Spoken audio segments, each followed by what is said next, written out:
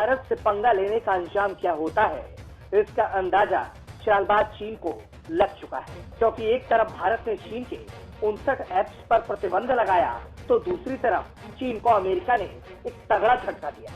America ने चीन की 2 कंपनियों को बैन कर दिया। अमेरिका ने सुरक्षा के लिए खतरा बताकर दिग्गज चीनी कंपनी हुआवे और ZTE पर अमेरिका में कारोबार करने से बैन लगा दिया है।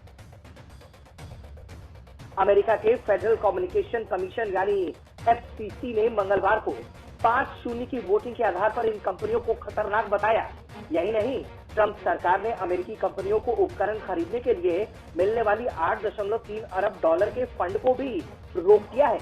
यानी अमेरिका ने भारत का खुले तौर पर साथ देने का इशारा करते हुए चीन की चालबाजी पर भी शिकंजा कसने का प्लान पूरी तरीके से तैयार कर लिया है और उस पर अमल भी करना शुरू कर दिया है।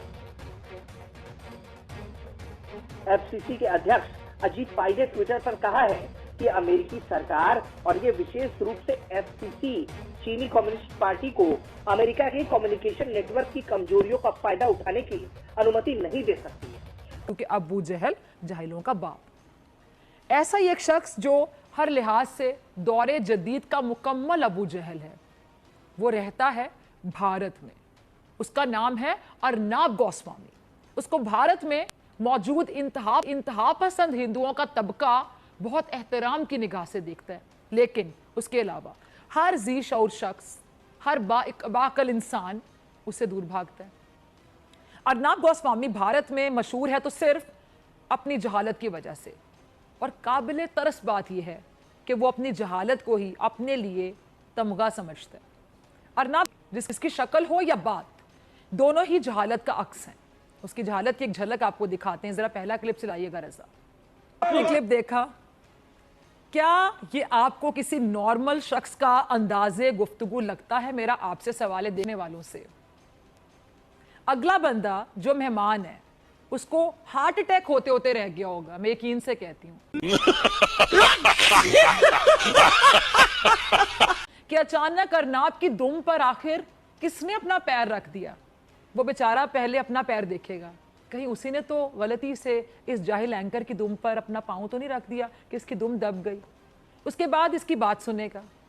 ये जिस चैनल पर भी होता है, जिस चैनल पर भी जाता है, इसका एक ही एजेंडा होता है, सिर्फ और सिर्फ जहालत का फरोग। हर सहाफत का तालिब इल्म जानता है कि जब आप किसी मेहमान को अपने प्रोग्राम में दावत देते हैं तो उससे 5 मिनट का सवाल नहीं करते, बल्कि उसको ज्यादा वक्त देते हैं। ये उस मेहमान का हक भी होता है जो अपना टाइम निकाल के आपके प्रोग्राम में आया, बोलने के लिए आया ना, जाहिर बात है आपको सुनने के लिए तो नहीं आया।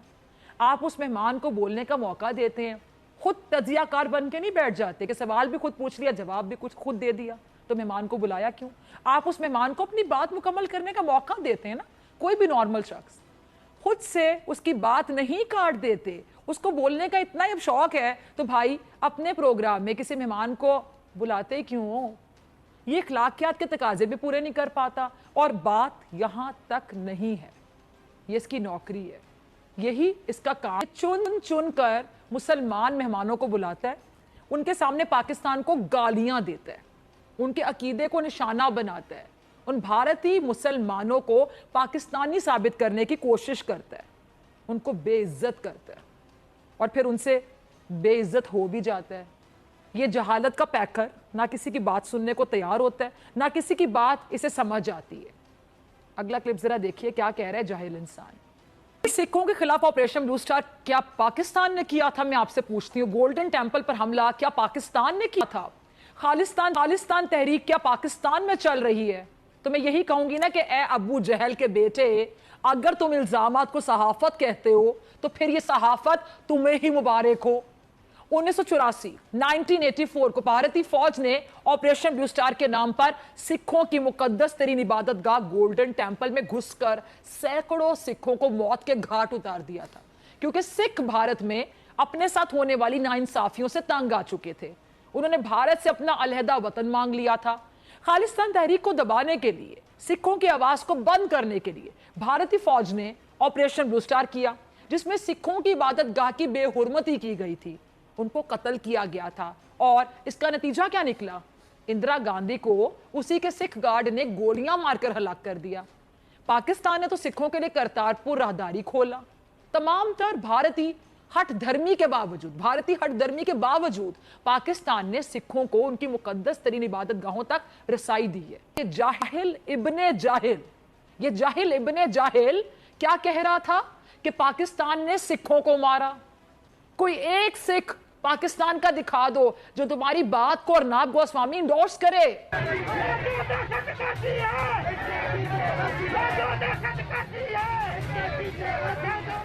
ये वीडियो पाकिस्तान के सिंध प्रांत का है। आप इस वीडियो में देख सकते हैं कि सिंध के लोग पाकिस्तान से आज़ादी की मांग कर रहे हैं। पाकिस्तान से बस सिंध के लोग ही नहीं छुटकारा चाहते हैं, घड़ी घड़ी कश्मीर का राग अलापने वाले नापाक पाकिस्तान से सिंध के साथ साथ बलूचिस्तान और पाकिस्तान के अवैध कब्जे वाले कश्मीर के लोग भी पाकिस्तान के जुल्म और दहशतगर्दी से आज़ादी चाहते हैं। पाकिस्तान के लाख जुल्म और प्रताड़ना के बाद भी यहाँ के लोगों की सिंधु देश की मांग ने दम नहीं तोड़ा है। अर्नाब गोस्वामी गैरत से आरी शख्स है। ये समझता है कि भारत में सबसे काबिल शख्स ये है, भारत का सबसे मुहिब्बे वतन शहरी शायद ये अर्नाब गोस्वामी, ऐसा अर्नाब को महसूस होता है। भारत का सबसे जांबाज सिपाही अर्नाब को समझ बैठा है। ये जरा क्लिप देखिए।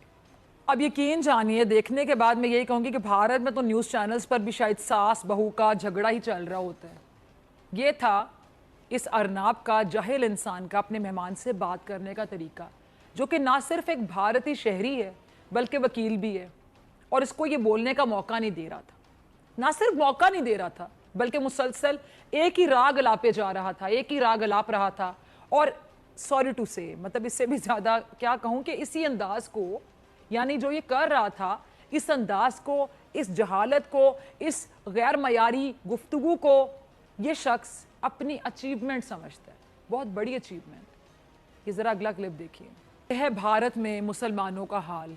मुसलमानों की अपनी शनाख्त, अपनी पहचान, उनकी हुब्बुल वतनी सब सवालिया निशान हो चुकी है।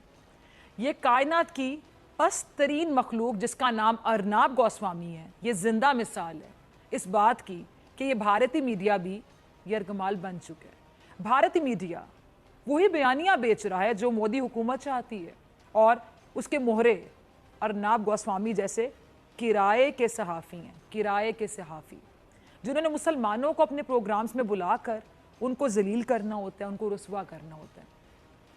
घटिया आदमी अर्नाब गोस्वामी, तुम्हें अपना भारत नजर नहीं आता? तुम्हें उसी भारत में रहने वाला मुसलमान दिखाई नहीं देता? बहुत बड़े सहाफी बनते हो ना तुम अर्नाब गोस्वामी, मैं तुमसे मुखातिब हूं। तुम्हारी सहाफत तुमसे तकाजा करती है, बताओ कि मकबूजा कश्मीर में क्या हो रहा है। तुम्हारी सहाफत तुमसे तकाजा करती है, बताओ भारत ने मकबूजा कश्मीर में फौज की तादाद आखिर क्यों बढ़ा दी? पाकिस्तानी सेना की कायरता भरी हरकत अक्सर चर्चा में रहती है। कभी पीओके के लोगों को परेशान देखा गया था कि हजारों प्रदर्शनकारियों ने पाकिस्तानी सुरक्षा कर्मियों पर पथराव किया और उन्हें पीछे हटने पर मजबूर कर दिया। अखबार के मुताबिक अवैध रूप से कब्जे वाले क्षेत्र में किए गए विरोध प्रदर्शनों के दौरान प्रदर्शनकारियों ने सैन्य प्रतिष्ठान की इमारतों को भी बर्बाद किया। पाकिस्तानी सेना के खिलाफ बलूचिस्तान के लोगों का ये विरोध प्रदर्शन 4 वर्षीय ब्रॉम्स को न्याय दिलाने की मांग को लेकर शुरू हुआ, जिसे पाक सेना समर्थित अपराधियों ने उसकी मां के साथ उसे तुर्बुत शहर में गोली मार दी थी। बताओ कि आज मुसलमानों की ना दरसगाहें महफूज हैं, ना इबादत गाहें महफूज हैं। बताओ कि पुलिस के बाद अब आरएसएस के गुंडे मुंह पर नकाब डाले मुसलमानों की यूनिवर्सिटीज में आ जाते हैं और तालिबात पर तशद्दुद शुरू कर देते हैं। क्यों नहीं बताते? जिनको तुम्हारी भारतीय पुलिस तहफ़्फ़ुज़ भी देती है, बताओ उन गुंडों को जो तहफ़्फ़ुज़ दिया जाता है वो तहफ़्फ़ुज़ भी दिखाओ। ये बताओ कि तबरेज़ को क्यों मारा गया था? बताओ कि मुसलमानों से जबरदस्ती जय श्री राम के नारे लगवाए जाते हैं, बताओ अपने प्रोग्राम में वो नारे सुनाओ। बताओ कि तुम्हारे सूबे का एक वजीर आला कहता है कि मुसलमानों की औरतों को अगवा करो और उनकी इस्मत दरी करो। क्यों नहीं बताते अपने प्रोग्राम में? बताओ कि तुम लोगों ने अपनी पार्लियामेंट से मुसलमानों के खिलाफ वो बिल मंजूर करवाया जिसकी वजह से आज पूरे भारत में मुजाहिरे हो रहे हैं। क्यों नहीं बताते घटिया शख्स अर्नब गोस्वामी? बताओ कि मोदी ने गुजरात में हजारों मुसलमानों का कत्लेआम किया, क्यों बताने से कासिर हो? बताओ, दिखाओ अपने प्रोग्राम में कि उसी मुसलमानों के कातिल को तुम लोगों ने अपना वजीर आजम कैसे बनाया। बताओ कि भारत के 2 जहाज पाकिस्तान ने 27 फरवरी को मार गिराए थे। बताओ कि तुम्हारी सर्जिकल स्ट्राइक जाली थी। झूठ बोलता है तुम्हारा मोदी, झूठ बोलती है तुम्हारी भारती सिन्हा, झूठ बोलता है तुम लोगों का मीडिया और तुम्हारा पाकिस्तान में 300 लोगों को मारने का झूठा था। मानो इस बात को कि झूठे हो तुम लोग, झूठ बेचते हो तुम लोग। बताओ कि कुलभूषण यादव भारतीय नेवी का हाजिर सर्विस ऑफिसर था, क्यों नहीं बताते घटिया शख्स अर्नब गोस्वामी? क्यों नहीं बताते सच? क्यों बेचते हो झूठ? खुद को सहाफी कहते हो, कहां के सहाफी हो भाई तुम?